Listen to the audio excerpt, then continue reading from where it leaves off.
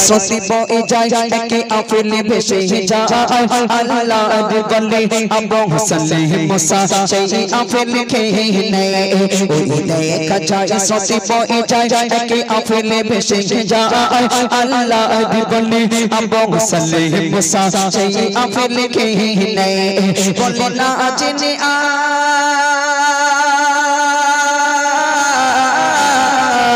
বলো না জেনে আজ ফল খেয়েছি কাঙ্গারি বাগানে বলো না জেনে আজ ফল খেয়েছি কাঙ্গারি বাগানে আল্লাহর বলে আবু সালেহ মুসা যায় কাঙ্গারি সন্ধানে ওই দেখা যায় সতি বয়ে যায় একে আফেলে ভেসে যায় আল্লাহর বলে আবু সালেহ মুসা সেই আফেলে খেয়ে নেয় ওই দেখা যায় সতি বয়ে যায় একে আফেলে ভেসে যায় আল্লাহর বলে আবু সালেহ মুসা সেই আফেলে খেয়ে নেয়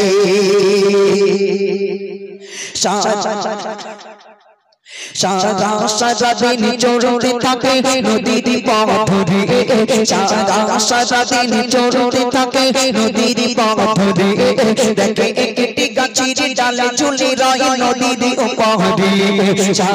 সারা দিন চলতে থাকে নদীর পথ ধরে দেখে একটি গাছের ডালে ঝুলে রয় নদীর উপরে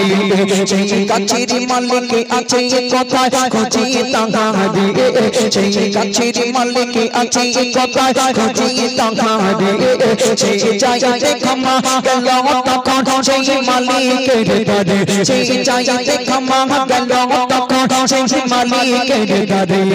বলে বিনা হুকুমে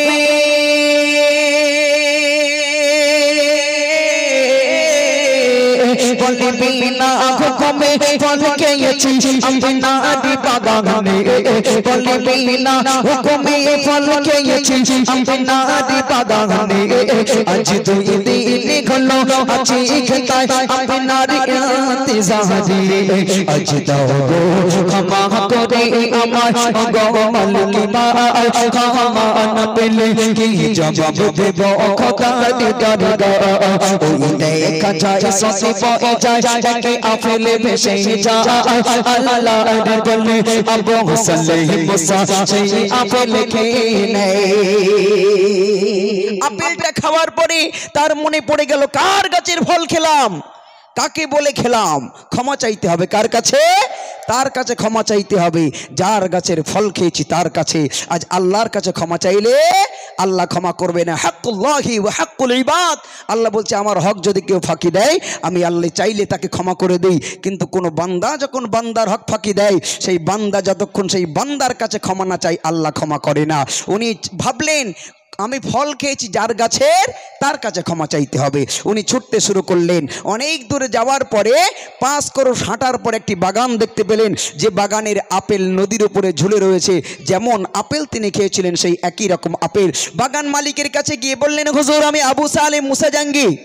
আমি আপনার গাছের ফল খেয়েছি আপনাকে না বলি হুজুর আমি আপনাকে অনেক খুঁজে খুঁজে বার করেছি হুজুর আপনি আমাকে ক্ষমা করে দেন আপনার গাছের ফল আপনাকে না বলে খেয়েছি বাগান মালিক তখন কি বলছে কবি লিখছে শুনুন ওই বাগানে মালিক ভাবে মনে নয় সাধারণ ছেলে ওই বাগানে মালিক ভাবে মনে নয় সাধারণ ছেলে একে আল্লাহর বন্দে তাই তো ক্ষমা চাইতে এলো ফিরে ওই বাগানে মালিক ভাবে মনে নয় সাধারণ ছেলে একে আল্লাহর বন্দে তাই তো ক্ষমা চাইতে এলো